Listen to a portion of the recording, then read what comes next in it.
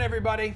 It's time for the Takeoff, where we are joined in studio, or maybe one day like on Zoom, by Jared Carrabis. We're going to talk baseball. Wow.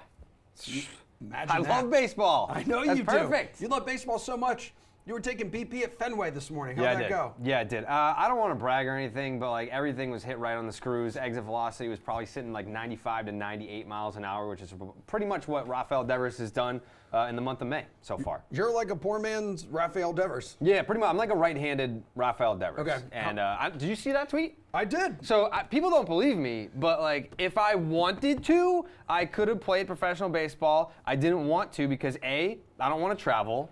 You got to travel a lot if you're a Major League Baseball player. And two, career longevity. If you go right into media, it's like you can be in the media for as long as you want. You can't play baseball forever. I can't be like 40-something years old playing Major League Baseball. So I got a head start. I mean, thank you for thinking of the people. Yeah. And realizing that, like, we need you and we rely on you. And I've got to thank you as well for your bravery last week when you were in this studio on this desk and you said, hey, the Red Sox are going to make it to the World Series. Yeah, I said that. Yeah. So it's been a week. I'm sure you're still a confident man at this point. But if you had any concerns about this team right now, what would it be? The bullpen. Friday night. Yeah. I'm at Fenway Park trying to enjoy myself, making an attempt to enjoy myself. 6-0 lead, an 8-2 lead. The Red Sox lose that ball game, by the way, to a last place team. Not a good time. I didn't enjoy that. I was actually having a conversation before that game about, the Red Sox don't have a closer, but if you were to have a 3-2 ball game, Yankee Stadium, 9th inning, who do you put in that game? And the conversation revolved around Diekman and Strom. I was going to say Barnes is out, even though he's been paid to be the closer like in the past. Yeah.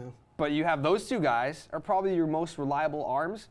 Those are the two guys that blew that game on Friday against the last place team. So I don't know. You need some help. I'm not saying just because of one game that the whole bullpen blew out. I'm not saying that.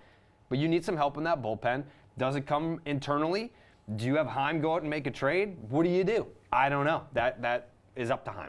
Yeah, and it's the Red Sox aren't even the team you refer to as America's team. That's the Seattle Mariners. Yeah, that's the Mariners right now, and the Mariners they stink. Yeah, not doing too hot. Like, what do they need to do in order to get back into playoff contention here? Because 10.5 games back of Houston. Looking at the standings, oh man, they're 6.5 games back of the Angels in the final wild card spot. Yeah, well, I mean they've had some things not work out.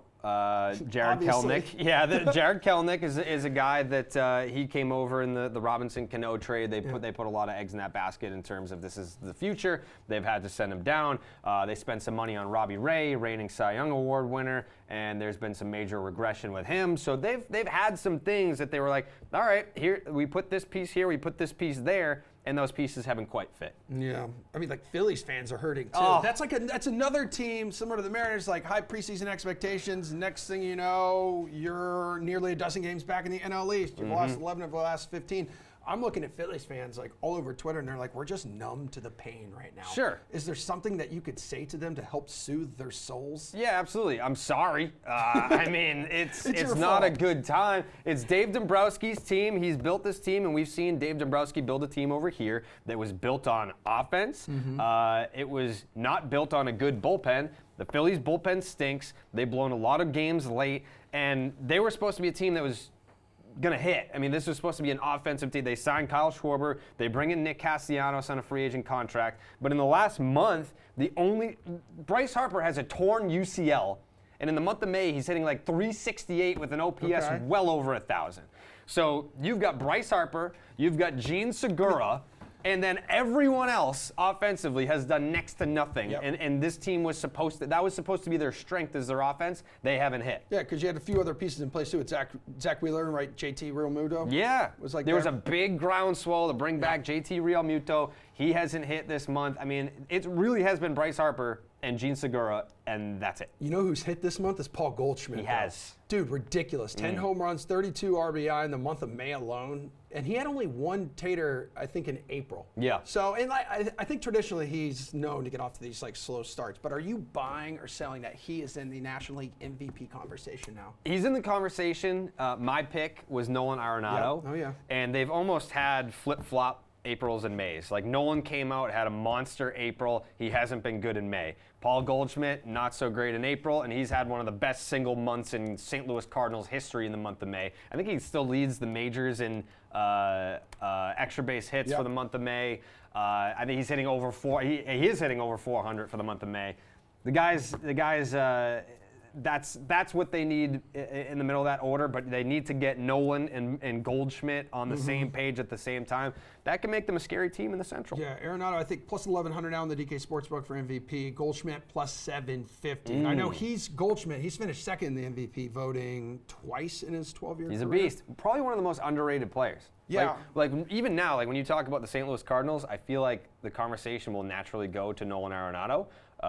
The preseason, like we talked, like he was my preseason MVP pick was Arenado because he can play platinum glove defense, not just gold glove defense. He's got platinum gloves and he's got 40 home run capability. He's a well-rounded player. But then when you talk about the MVP conversation and who could be that guy to come out of the Cardinals, why aren't more people talking about a guy like Paul Goldschmidt, the guy that's right across from the diamond? He has the ability and he's showing it to you in the month of May. You know what people are talking about right now? What are they talking about? They're talking about Jock Peterson being slapped by Tommy Pham dude, over this like fantasy football controversy. All right, which side are you on here?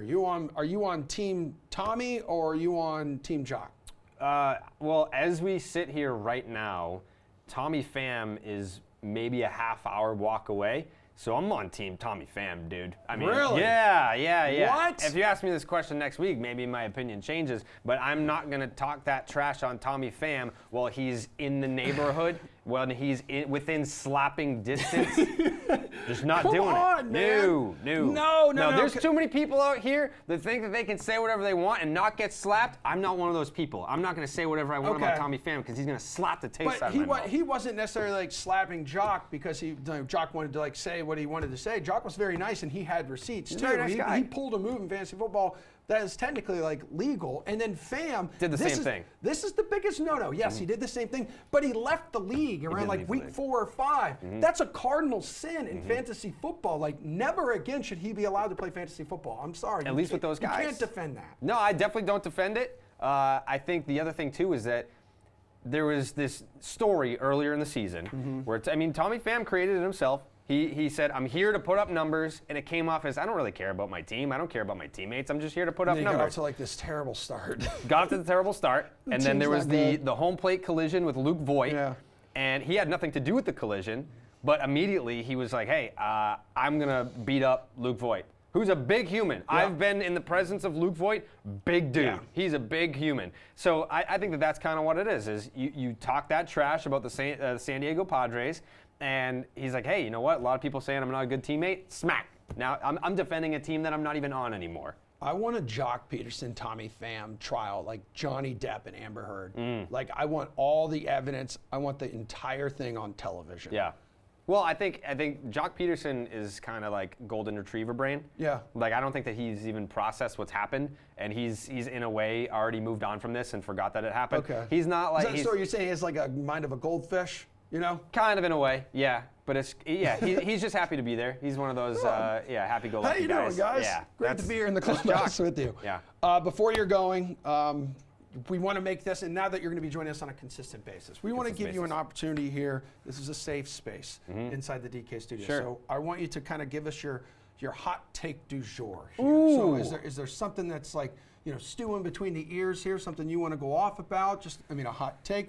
What's got you worked up this week? Man, what's got me worked up this week? You know what? I feel like not enough people are talking about the Minnesota Twins.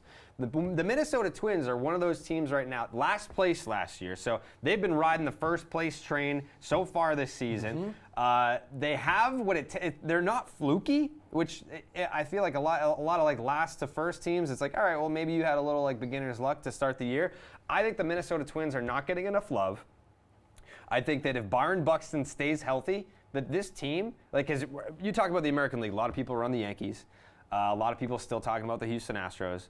There's no love for the Twins. And you know what? Maybe the Twins are going to be in the ALCS this year. Maybe they are. I don't know. Are you sleeping on the Twins? No, I'm not sleeping on the Twins at all. I haven't heard you talk about the Twins. I've been sleeping on the Twins this entire season. Twins. Yeah. So ALCS against the Red Sox. That's what I've heard. Yeah. All right, that's the Takeoff, everybody. Appreciate you, man. Anytime. Put some tattoos on his arms. I know. Please. Come on. Some biceps.